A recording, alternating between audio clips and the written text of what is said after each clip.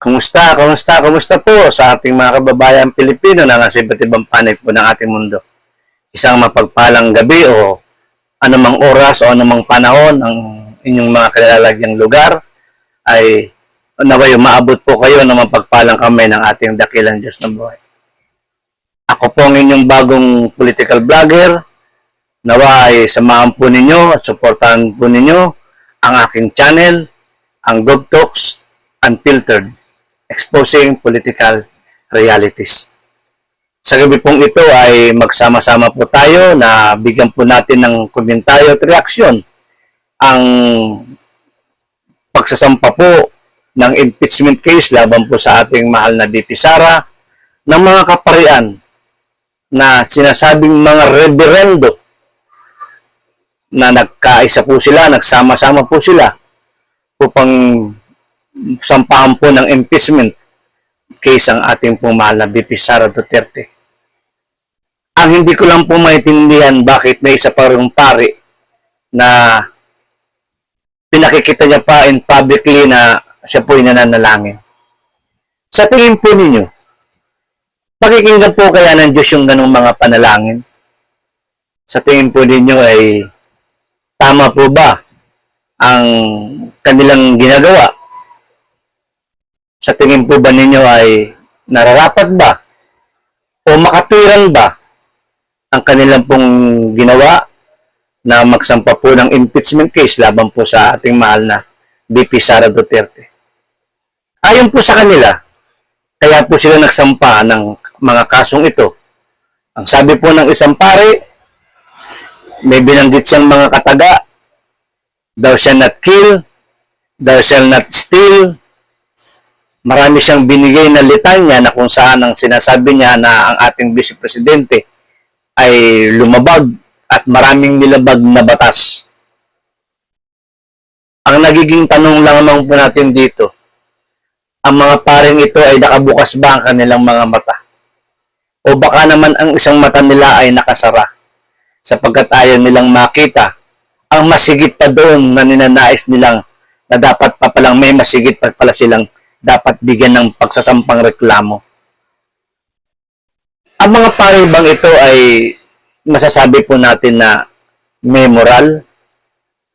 Sa akin pong pagkakaalam, ang mga pare, ang kanilang obligasyon o ang kanilang mga misyon ay magturo o magbigay ng moral at magpalakas ng pananampalataya. Ang kanilang obligasyon ay turuan ng mga tao o turuan ng mga mamamayan na maging makadiyos ang mga pananaw.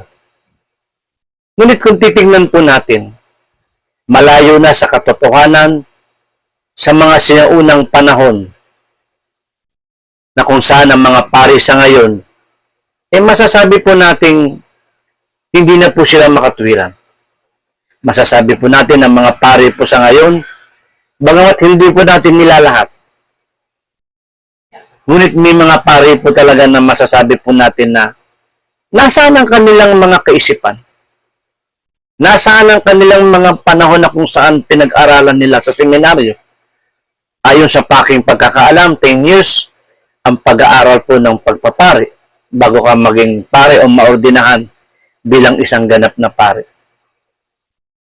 Bago pa natin bigyan ng komentaryo at reaction ang tungkol po sa mga paring ito na sinasabing mga reverendo, magbalik tanaw po tayo sa ating kasaysayan.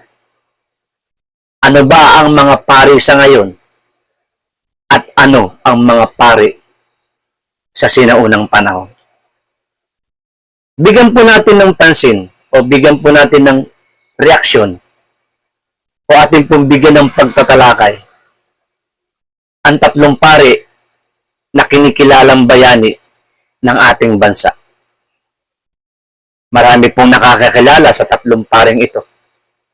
Sila po ang tinatawag na gumbursa. Sino-sino po ba ang mga paring ito na tinatawag na gumbursa? Ito po ay si Mariano Gomez, Jose Burgos, at si Jacinto Zamora.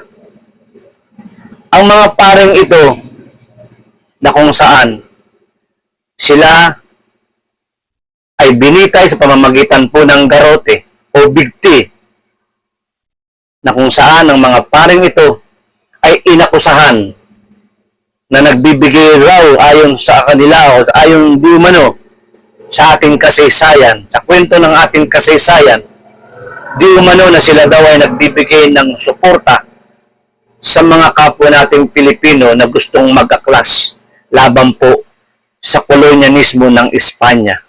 Sapagkat ang ating pong panahon ng araw, nung taong mga 1700 or 1800s, more than 400 years po tayong nakolonize ng Espanya.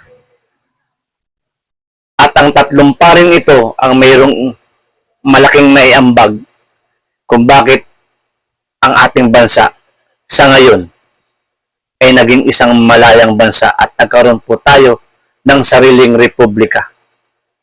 Sapagkat ilan lamang po sila sa mga bayaning nagbuwis ng buhay para po sa kalayaan ng ating inang bayan.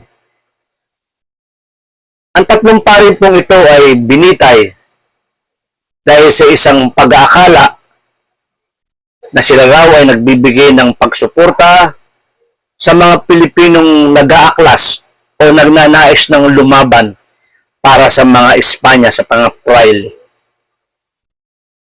Nagkaroon kasi ng tinatawag na Cavite Mutiny noong taong 1700s or 1800s, na kung saan February 17, 1872 ay binitay sa Bagong Bayan ang tatlong paring ito. Ang Bagong Bayan sa panahon natin ngayon, ito po ang tinatawag na Luneta Park o Rizal Park Monument na makikita po natin sa Avenida o sa lugar po ng United Nations or Callao. Ang tatlong paring ito ay binitay na walang naganap na paglilitis. Binitay sila noong February 17, 1872. Sa isang kadahilanan ng paring ito ay naging boses ng mamamayan. Nang tatlong paring ito ay naging boses para sa mga mamamayang Pilipino na kung saan isa din sila sa naghahangad na magkaroon ng sariling kasarinlan ang ating inang bayan. At ang pagkamatay ng tatlong paring ito ang naging dahilan kung bakit nagkaroon na ng pag-aaklas. Lumabas na doon ang katauhan nila Andres Bonifacio. Maraming bayani ang nagbuwis ng buhay. Ngunit ang tatlong paring ito kailanman ay hindi malilimutan ang kanilang malaking naiambag kung bakit ngayon ang ating bansa ay isang bansang malaya. June 12, 1898, itinatag ang Republika ng Pilipinas at nagkaroon po tayo ng sariling kasarinlan. Ito po itinatag noong June 12, 1898 sa lugar po ng Kawit, Cavite. Ang tatlong paring ito ay mga pari na mayroong prinsipyo at integridad. Meron po silang pagmamahal sa ating inang bayan nang walang personal na interest. Na malayong malayo sa mga kaparian sa ngayon. Ang mga pari po natin sa ngayon, hindi naman po natin sa nilalahat. Hindi na rin po nagiging makatao. Ano ba ang malalim na motibo kung bakit ang mga paring ito ay nagsampa ng impeachment case laban po kay BP Sara? Ang ayon sa kanila, sila daw ay advocator ng maayos na pamamahala ng gobyerno.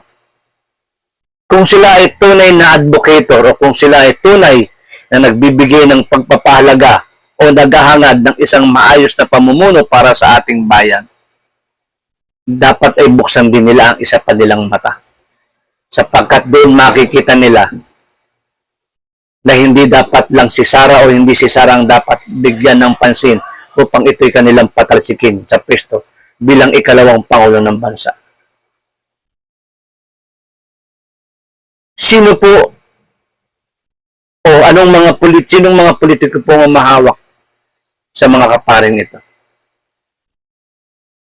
Ang mga pari bang ito ay masasabing may moral, may dignidad, integridad? Magkano bang ibinayad sa kanila? Anong dahilan? Anong malalim na motibo? Bakit po sila nagsampa ng impeachment case laban po sa ating mahal na Vice Presidente? Ano ba ang kanilang malalim na dahilan?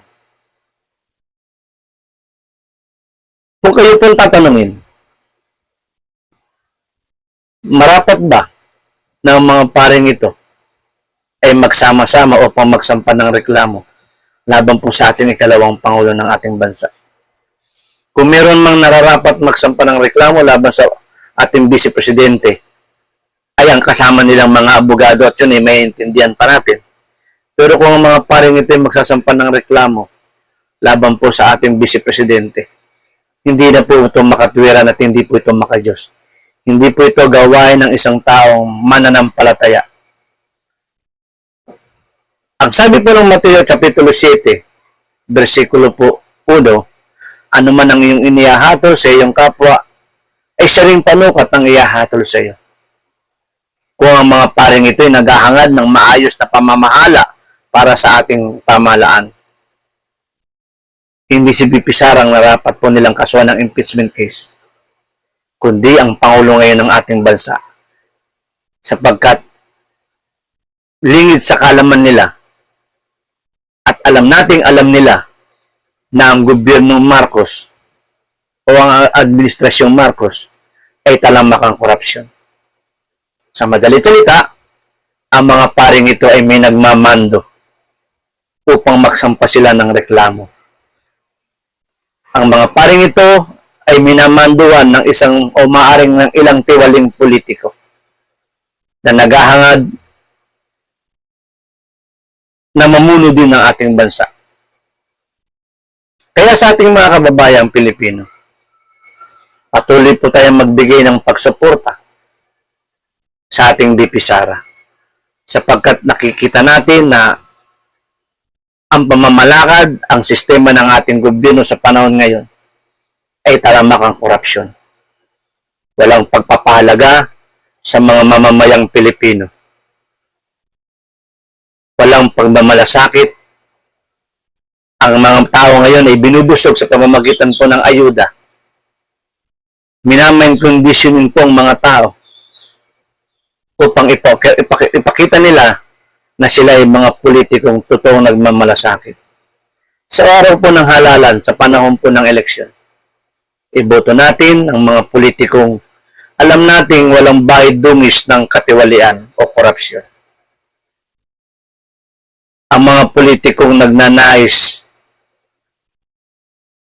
na manungkulan, ngunit alam natin na sila po ay may bahid ng korupsyon, huwag po natin bigyan sila uli ng pagkakataon. Sa kamay natin nakasalalay ang darating na eleksyon sa buwan po ng Mayo. Ibalik po natin ang Duterte bilang tagapangunang leader ng ating bansa. Magsama po tayo, magkaisa po tayo na suportahan ang ating mahal na VP Sara Duterte. Isa pong magandang gabi po sa inyong lahat. Naway patuloy po inyong suportahan ang aking channel. Ako po magiging boses po ninyo upang expose ang lahat ng mga katiwalian na ginagawa ng lahat ng mga politikong korap sa ating lipunan. Samahan po ninyo ako at patuloy na subaybayan ang aking YouTube channel. Ang Gov Talks Unfiltered, Exposing Political Realities. Isang magandang gabi po sa inyong lahat. Pagpalain po tayo ng dakilang Diyos na buhay. Salamat po.